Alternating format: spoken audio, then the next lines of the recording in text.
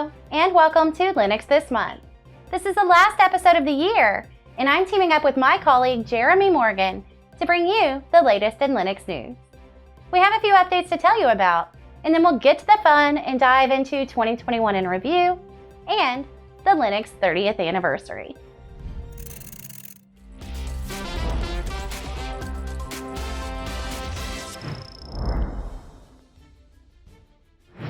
Red Hat Enterprise Linux 9 Beta is now GA. It's based on upstream kernel 5.14 and was designed for demanding hybrid multi-cloud deployment. Supported hardware architectures include Intel AMD 64, ARM 64-bit, IBM Power LE, and IBM Z. This version has updates for simplified automation and management, including enhanced web console performance metrics, which makes it easier to detect performance bottlenecks and deliver this data to common reporting tools. Live kernel patching functionality is now available through the web console, and several improvements have been made to the image builder that now allows you to build RHEL 8 and 9 images from a single build node.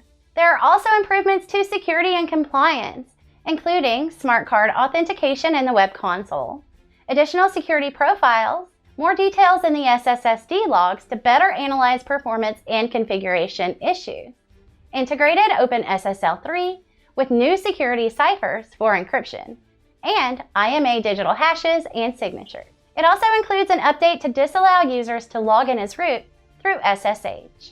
There are also improved container development with more UBI container images, and it now ships with cgroup 2 and Podman.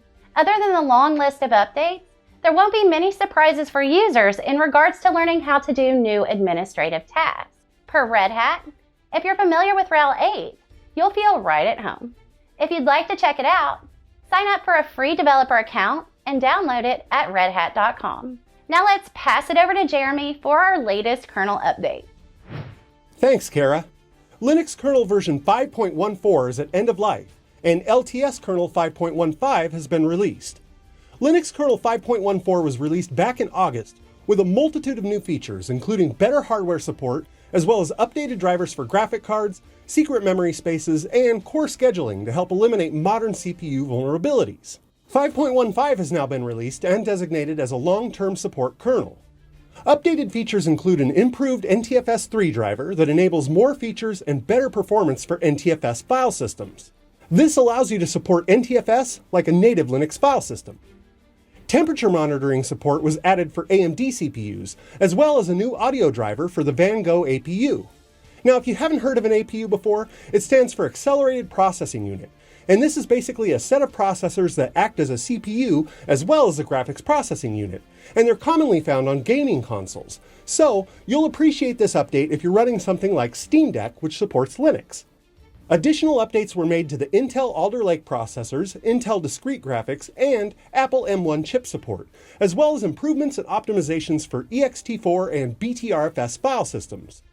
Users are encouraged to download the latest stable kernel, 5.15.5, at kernel.org.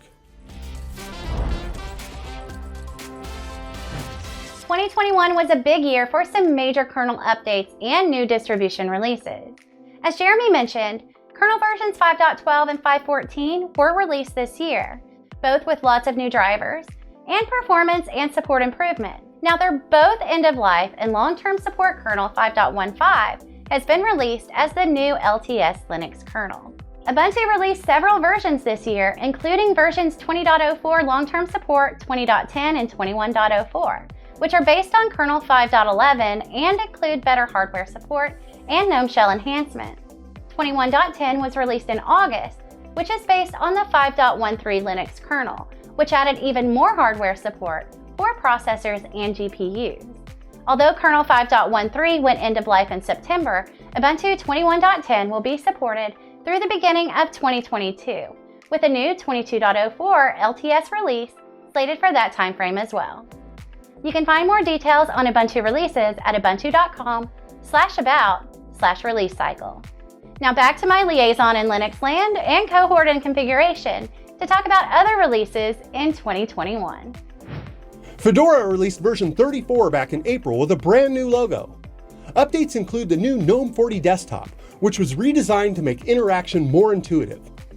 Also included is BTRFS compression by default to reduce write amplification and save space, as well as improvements to swap-based actions. And systemd-OOMD is enabled by default, which enables better out-of-memory handling, and that results in less resource shortages. Fedora supports each release for about 13 months, so you still have some time to test this new OS before the next release. You can download it at fedoraproject.org. Debian released Project Bullseye, or Debian 11, in April.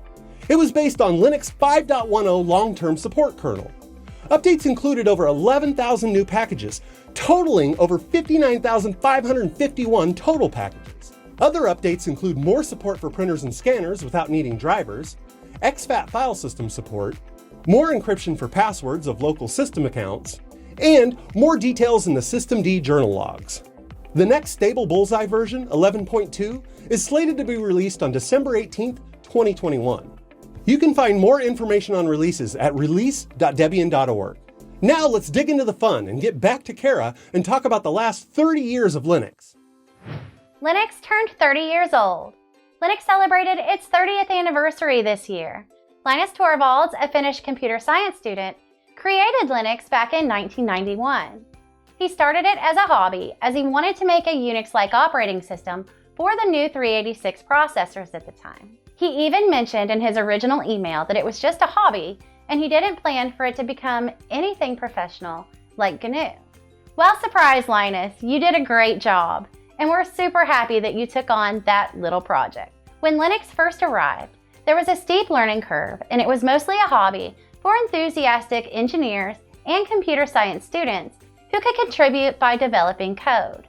It quickly became a platform for one of the largest communities for open source contributors. As open source was pretty new at the time, it was exciting to download the OS, test the features, write new features, and then share those with the open source community to be tested and rolled into the new product. This meant that anyone could contribute to the product, which was basically a free Unix-like distribution. Linus started his work with a few files written in C. Today, the Linux kernel contains about 23.3 million lines of source code, not including common. It started out as just a kernel, meaning you could boot up a machine and do a few things on it from the command line. Back then, Linux had about 100 developers working on it, all donating their time to build it. Today, over 15,000 people contribute to the Linux kernel. Linux is still very small in the desktop world at around 2% market share, but 96.3% of the world's top 1 million servers run on Linux. 90% of all cloud infrastructure and about 85% of smartphones are based on Linux as well. Also, about 25% of professional developers use Linux as their primary operating system today.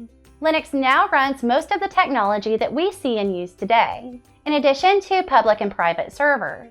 Linux runs in NASA, Space Robots, Gaming Console, and the Large Hadron Collider, which is the world's largest and highest energy particle collider. It also runs Roku and smart TVs, as well as many other entertainment and smart devices.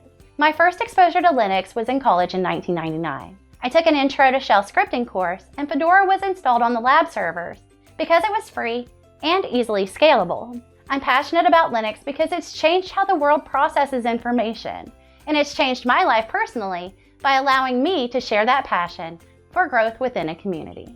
Without Linux, we wouldn't have technology interwoven into the world we know today. The Linux operating system will continue to serve as an outlet for innovation for years to come. It embodies what it means to democratize technology skills as a free and open source solution available to everyone. Its spirit of innovation and adaptability resonate with everything we do here, giving Linux a very special place in our heart. Here's to 30 more. That's it for this month's Linux This Month. If you like the show, be sure to give this episode a big thumbs up. Have a question? Add it into the forums. May your source remain open and your code compile. See you next time, and keep being awesome, Cloud Gurus.